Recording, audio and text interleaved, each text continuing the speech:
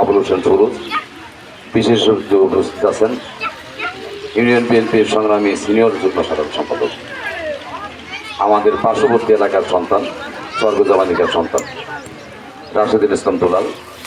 আমাদের মাঝে উপস্থিত আছেন গড়পাড়ার আর এক সন্তান, স্কুলের সঙ্গেই বাড়ি, ইউনিয়ন বিএনপির সংগ্রামী যুগ্ম সাধারণ সম্পাদক সজল হোসেন। আমাদের মাঝে উপস্থিত আছেন ৬ নং ওয়ার্ড বিএনপির সংগ্রামী সভাপতি, আমাদের পার্শ্ববর্তী স্বর্গজবানিকা এলাকার সন্তান জনাব কামাল হোসেন। আমাদের মাঝে উপস্থিত আছেন আমাদের আর এক সন্তান, গড়পাড়ার সন্তান, উঠতি বয়সী সন্তান জনাব সাইদুর হোসেন।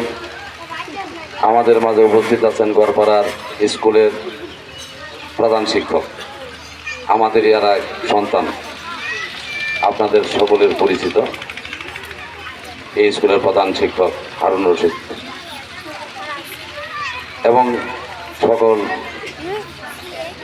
আমাদের মাঝে আরও উপস্থিত আছেন গড়পাড়ার এক সন্তান কাজল চাচা সহ এই স্কুলের সকল শিক্ষকবৃন্দ এবং ছাত্রছাত্রী ভাই ও বোনেরা, সবাইকে জাতীয়তাবাদী দল মাদারগঞ্জ উপজেলা শাখার তরফ থেকে শুভেচ্ছা জানাচ্ছি। আমি প্রথমে শ্রদ্ধার সাথে স্মরণ করছি এই স্কুল প্রতিষ্ঠাকালীনে যারা ছিলেন, যারা মৃত্যুবরণ করেছেন, তাদের আত্মার প্রতি শ্রদ্ধা জানাচ্ছি। আজকের অনুষ্ঠান একটি বিদায় অনুষ্ঠান। এই বিদায়টি কেমন বিদায়? চিরবিদায় না ক্ষণস্থায়ী বিদায়? এই বিদায় আনন্দের বিদায়, এই বিদায় চিরস্থায়ী বিদায় নয়, ক্ষণস্থায়ী বিদায়। মৃত্যুর বিদায়টা হলো চিরবিদায়। এই বিদায় এই গড়পাড়া স্কুল থেকে গড়পাড়ার সন্তানরা, স্বর্গজবানিকার সন্তানরা এবং আশপাশের এলাকার যে সন্তানরা এইচএসসি পরীক্ষা 2026-এ দিতে যাচ্ছেন, তারা এই বিদায় নিয়ে একটা শিক্ষা, সর্বোচ্চ শিক্ষা গ্রহণ করে এই এলাকায় আবার পদার্পণ করবেন। তখন আমাদের মধ্যে যখন পদার্পণ করবেন, তখন উচ্চ শিক্ষা গ্রহণ করে পদার্পণ করবেন, তখন এই স্কুলের, এই এলাকার মানুষের মাথা উঁচু করে দাঁড়ানোর জন্য আপনারা পদার্পণ করবেন। কাজেই 2026-এর শিক্ষার্থীরা যারা পরীক্ষা দিতে যাচ্ছেন, তারা ভালো করে পরীক্ষা দেবেন, এই দোয়াটুকু আমরা এলাকার তরফ থেকে, উপজেলা বিএনপির তরফ থেকে করি।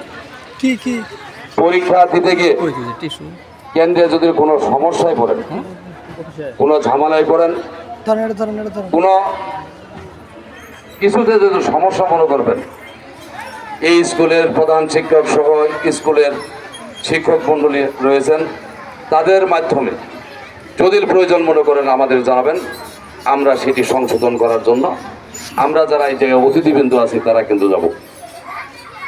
আর একটি কথা না বললেই না, আজকে আপনারা হয়তো সহজের মধ্যে মনে করতেছেন গড়পাড়া স্কুলটি প্রতিষ্ঠিত হয়েছে।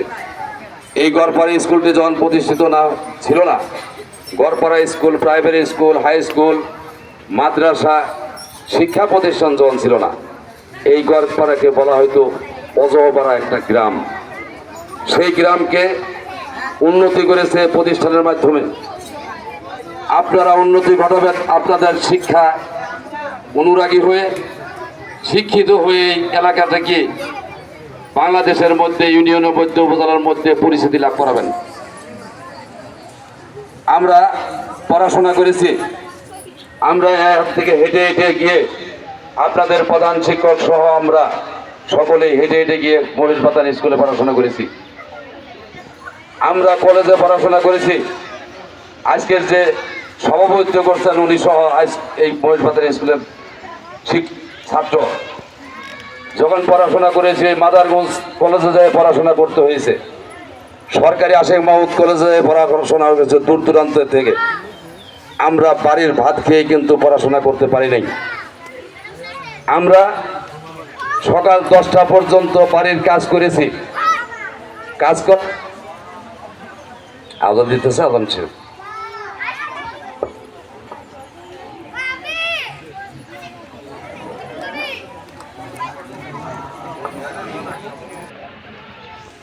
আওয়ামী লীগ দীর্ঘদিন ক্ষমতায় ছিল। ক্ষমতায় যখন ছিল, এই গড়পাড়ার থেকে চাইলনিপাড়ার থেকে আমাদের আওয়ামী লীগের কিছু নেতৃবৃন্দ ছিল, তাদের মাধ্যমে এই শিক্ষা প্রতিষ্ঠানটি হয়েছে। তখন আমাদের ক্ষমতা ছিল না, আমরা হয়তো পিছন থেকে তাদেরকে সহযোগিতা করেছি। এখন কালক্রমে বিএনপি ক্ষমতায়,